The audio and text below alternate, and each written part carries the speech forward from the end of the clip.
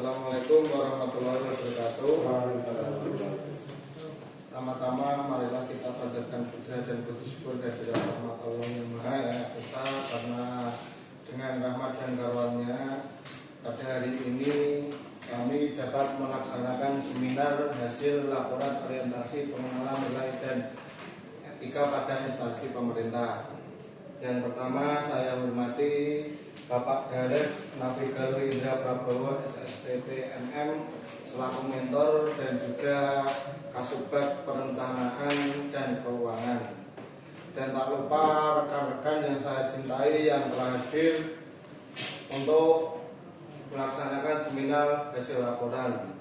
Langsung saja, sebelum memulai seminar, perkenalkan dulu untuk nama saya Fajar Haji Pangestu, tempat tanggal lahir Salatiga 28 September 1996, alamat Dusun Timokoro, Desa Ngajaran, Kecamatan Tuntang. Untuk jabatan saat ini saya di Satuan Polisi Pamong Praja dan Kebakaran sebagai pengadministrasi perkantoran. Selanjutnya langsung ke pembahasan, yaitu bab 1 pendahuluan. Bab 1 ada dasar hukum, maksud dan tujuan. Untuk dasar hukum, nomor 1 Undang-Undang nomor 20 tahun 2023 tentang Undang-Undang ASN. Untuk nomor 2 PP nomor 49 tahun 2018 tentang manajemen P3K. Permenpan RB nomor 70 tahun 2020 tentang masa hubungan perjanjian kerja P3K. 4. Permenpan RB nomor 6 tahun 2002 tentang manajemen kinerja pegawai ASN.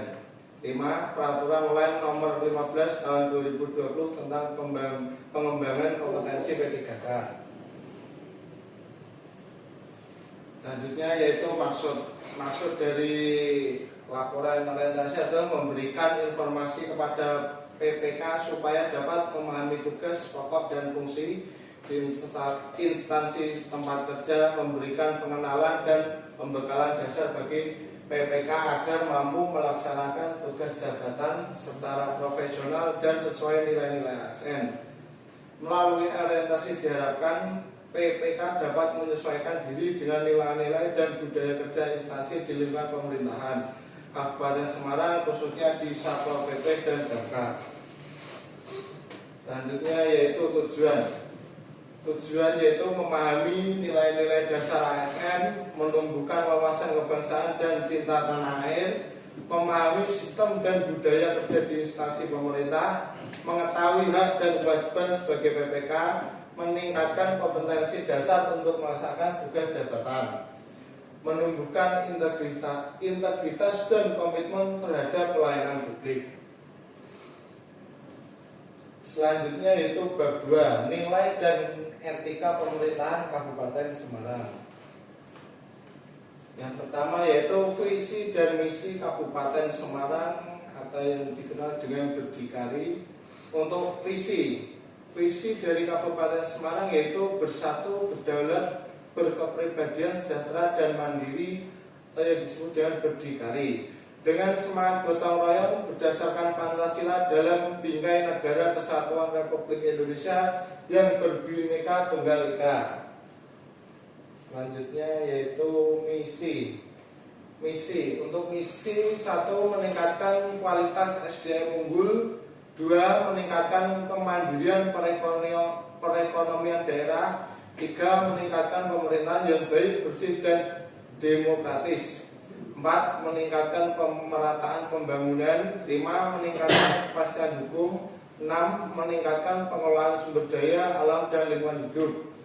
Dan yang terakhir 7. Meningkatkan pemberdayaan pemuda olahraga serta melestarikan seni dan budaya lokal. Untuk bab ketiga, nilai dan etika Satuan Polisi Pamong Praja dan Pemadam Kebakaran. Untuk visi dan misi Satpol PP dan Damkar Kabupaten Semarang sebagai berikut. Untuk visi terwujudnya Kabupaten Semarang yang tertib, kondusif melalui penegakan hukum daerah, penyelenggaraan tertiban umum dan ketentraman masyarakat serta pelindungan daerah. Untuk misinya sendiri melaksanakan penatausahaan, melaksanakan pengendalian deteksi dini, meningkatkan sarana prasarana operasional Tribun Tamas, Linmas dan Damkar, dan meningkatkan peran dan fungsi pemadam kebakaran. Untuk selanjutnya yaitu program Satpol PP dan Damkar Kabupaten Semarang, yaitu penguatan SDM dalam penegakan perda, penguatan sarana atau prasarana pendukung guna memudahkan penegakan perda, inovasi dalam pemberian pelayanan kepada masyarakat, kolaborasi antara sektor dalam mewujudkan Kabupaten Semarang yang aman di bidang Tribun Tramas. Selanjutnya yaitu tugas pokok dan fungsi tupoksi PPK di OPD, yaitu pengelolaan data dan informasi, dukungan administrasi dan kearsipan, pelaporan dan pertanggungjawaban, dan pelaksanaan tugas kedinasan lain.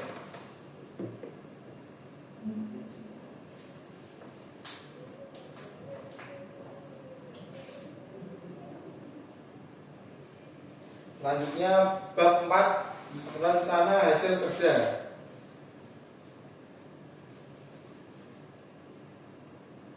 Rencana hasil kerja yaitu nomor rencana hasil kerja yang diinovasi 1. Jumlah dokumen perencanaan dan penganggaran perangkat daerah yang disusun. Untuk kolom 2, rencana hasil kerja yaitu tercapainya presentasi pemenuhan pelayanan administrasi perkantoran perangkat daerah. Aspek yang dipilih sesuai yaitu kuantitas, indikator kerja individu, jumlah laporan administrasi keuangan yang disusun. Target yaitu 7 laporan. Untuk kegiatan dan tahapan yaitu 1. Membuat laporan hasil kegiatan dinas berupa membuat draft laporan, melakukan konsultasi dengan atasan, memperbaiki draft laporan dan finalisasi laporan. Yang kedua, memproses RKA dan DPA, tertib pemeriksa dan TAPD. Di antara lain berkonsultasi dengan pimpinan untuk mendapat arahan, memproses dokumen RKA dan DPA untuk diperiksa tim pemeriksa. Dan selanjutnya output kegiatan 7 laporan. Penerapan nilai-nilai berhak. Untuk 1. Menyusun laporan dan memproses DPA dan RKA sesuai dengan arahan pimpinan dan sesuai dengan prosedur serta peraturan yang berlaku. Kedua, berkonsultasi dengan atasan dan diskusi dengan teman dalam bekerja dan sebagai bentuk tanggung jawab. Yang terakhir yaitu bab 5, kesimpulan dan penutup. Untuk kesimpulan dari seminar orientasi ini adalah pelaksanaan orientasi bagi pegawai pemerintah dengan berjalan kerja telah berjalan dengan baik dan lancar sesuai dengan rencana yang telah ditetapkan. Kegiatan ini bertujuan untuk memberikan pemahaman kepada PPK mengenai nilai-nilai dasar ASN, kedudukan dan peran PPK dalam organisasi pemerintahan, serta meningkatkan kompetensi dalam pelaksanaan tugas dan fungsi jabatan. Selama kegiatan orientasi, peserta mendapatkan materi yang mencakup, yaitu diantara lain wawasan kebangsaan dan nilai-nilai dasar ASN dalam kurung berakhlak dan core value ASN, struktur dan tata kelola pemerintahan, kode etik dan perilaku ASN, peran PPK dalam reformasi birokrasi, serta pengenalan budaya kerja di instansi masing-masing. Melalui kegiatan ini, para peserta menunjukkan antusiasme dan partisipasi aktif, serta mampu memahami dan menginternalisasi materi yang disampaikan. Dengan demikian, orientasi ini diharapkan menjadi bekal awal yang kuat bagi PPK untuk melaksanakan tugas secara profesional, berintegritas dan berorientasi pada pelayanan publik. sekian untuk laporan seminar dari saya.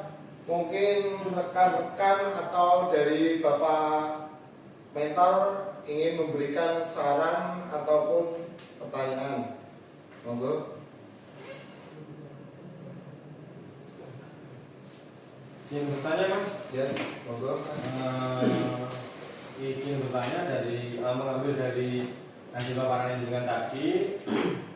Saya ingin bertanya yaitu bagaimana orientasi P3K dapat meningkatkan kinerja dan etos kerja pegawai.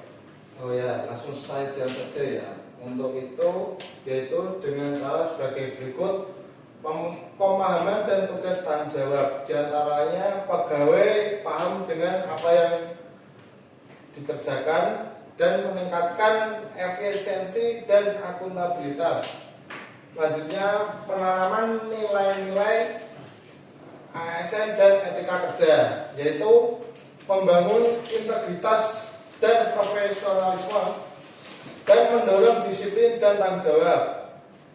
Adaptasi lingkungan kerja, yaitu budaya organisasi, aturan dan prosedur kerja, dan motivasi dan rasa memiliki, yaitu bangga mempunyai rasa bangga dan loyalitas terhadap pimpinan dan PD. Begitu Mas jawaban dari saya kurang lebihnya. Ya, terima kasih Mas atas jawabannya. Baik, di sini saya akan memberi masukan sebagai mentor.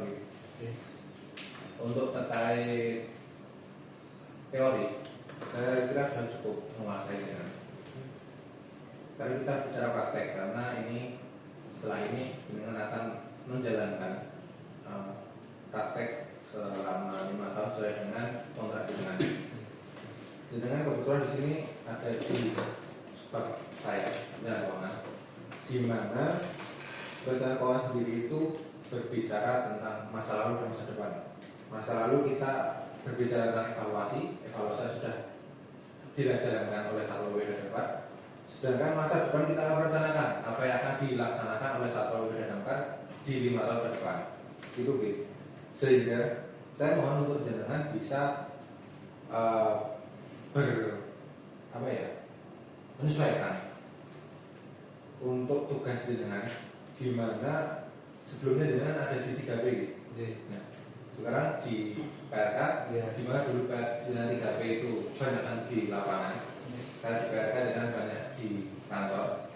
Untuk dengan bisa belajar untuk terkait evaluasi seperti laporan-laporan LKPJ, LPD dan LKSIP. Sedangkan untuk perencanaan ke depannya dengan bisa belajar tentang Renstra, Renja dan RPJMD. Itu gimana? Terutama jenengan masih muda, sehingga saya mohon bisa untuk tetap semangat untuk belajar.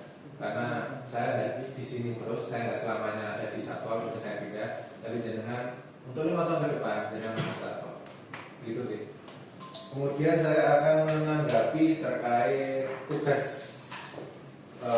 terkait pekerjaan saya di intervensi jenengan, yaitu jenengan membuat dokumen perencanaan dan penganggaran perangkat daerah.